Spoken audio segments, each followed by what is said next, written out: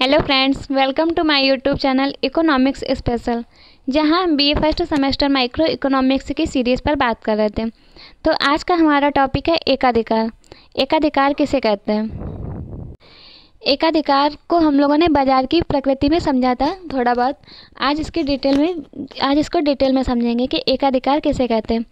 एकाधिकार तब होता है जब किसी ऐसे पदार्थ या वस्तु का जिसका कोई निकट के स्थानापन्न नहीं होता, निकट स्थानापन्न उपलब्ध ना हो, केवल एक ही उत्पादक फर्म अथवा विक्रेता हो।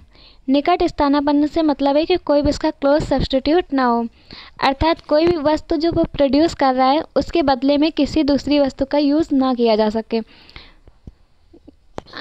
आजकल के टाइम पर ऐसी कोई भी वस्तु नहीं है, मतलब पोली होती है वह बहुत ही कम मात्रा में देखने को मिलती है।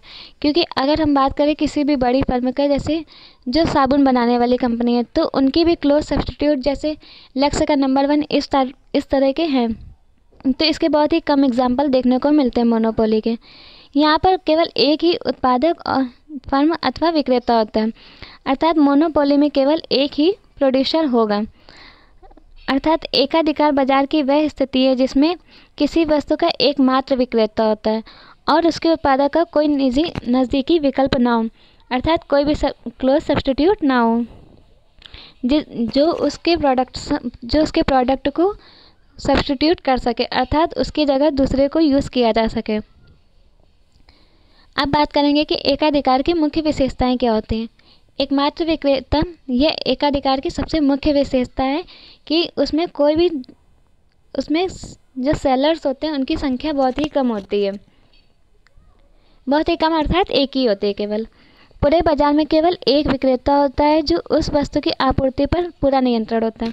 जब केवल एक ही विक्रेता होगा और वही केवल वस्तु का प्रोडक्शन कर रहा है, तो वह मूल्य निर्धारण भी स्वयं करेगा अपने अकॉर्डिंग, और लाभ बस चाहे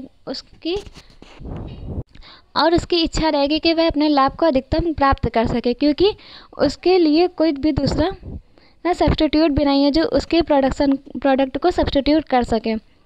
निकट विकल्पों का अभाव, नो क्लोज सब्स्टिट्यूट।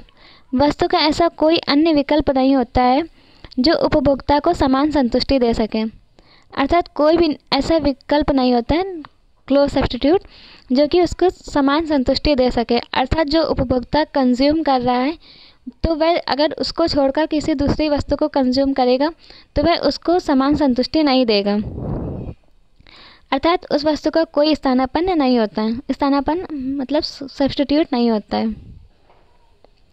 प्रवेश पर रोक, इसमें प्रवेश पर भी रोक रहती है, बैरियर्स टू एंट्री। क्योंकि एकाधिकार में ऐसा नहीं है, जब पूर्ण प्रतियोगिता होती है वहाँ पर फर्मों का आना और जाना फ्री होता है, कोई भी उस पर रोक नहीं होती। कोई भी फर्म आकर अपना काम स्टार्ट कर सकती है, परंतु एकाधिकार में प्रवेश पर रोक होती है। इसमें कोई भी फर्म आकर अपना काम नहीं स्टार्ट कर सकती है। नई फर्मों का बाजार में प्रवेश कठिन या असंभव होता है। इसमें किसी भी विक्रेता या फर्म को नहीं आने देते हैं, जैसे पेटेंट अधिकार या तकनीकी बाधाएं, सरकारी लाइसेंस आदि। ये इस तरह से पेटेंट अधिकार पहले चलता था कि वह लोग एक कागज़ पर अपना कुछ बनवाते थे, एक आज्ञा पत्र टाइप का मान सकते हैं। और तकनीकी बाधाएं, हो सकता है उसको टेक्निकल कोई इशू आ रहा हो, और सरकारी लाइसेंस, इन सब का लगाकर वे दूसरी फर्मों को आने नहीं देते हैं। जो एकाधिकार में फर्म होती हैं वह मूल्य निर्धारण स्वयं करती हैं, क्योंकि जब वह वही वस्तु का उत्पादन कर रही हैं और वही केवल उसका कोई क्लोज सब्स्टिट्यूट भी नहीं है, तो उसके ऊपर कोई भी इफेक्ट नहीं पड़ता है किसी भी वस्तु के मूल्य का। तो इसमें बात करते हैं एकाधिकार फर्म अपने उत्पाद का मूल्य स्वयं निर्धारित करती है, कोई प्रतिस्पर्धी नहीं होती है, क्योंकि यह प्राइस मेकर होती है, अर्थात कीमत निर्धारक होती है। और जो पूर्ण प्रतियोगिता में फर्म होती है वे प्राइस टेकर होती हैं, अर्थात वे बाजारों द्वारा मूल्य निर्धारण करने के अकॉर्डिंग अपने वस्तुओं को बेचती हैं। परंतु जो एकाधिकार में होता है वह कीमत निर्धारक, वह स्वयं ही मूल्य तय करती हैं कि उनकी वस्तु किस मूल्य पर बेची जाएगी मार्केट। जो एकाधिकार में फर्में होती हैं उनको अधिक लाभ की संभावना रहती है, क्योंकि उनके स्थान पर कोई दूसरा नहीं है जो कि वस्तु को बेच सके। प्रतिस्पर्धा का अभाव नहीं होता है, प्रतिस्पर्धा नहीं होती, प्रतिस्पर्धा का अभाव रहता है।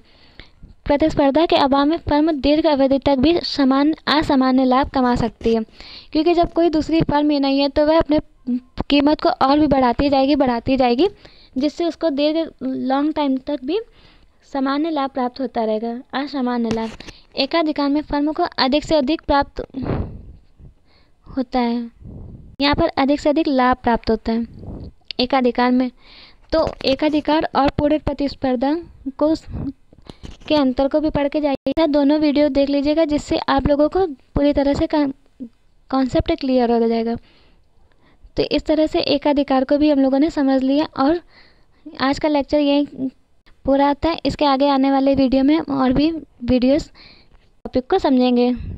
आज का वीडियो पूरा हुआ है, थैंक यू। अगर वीडियो पसंद आई हो तो लाइक और चैनल को सब्सक्राइब करिएगा।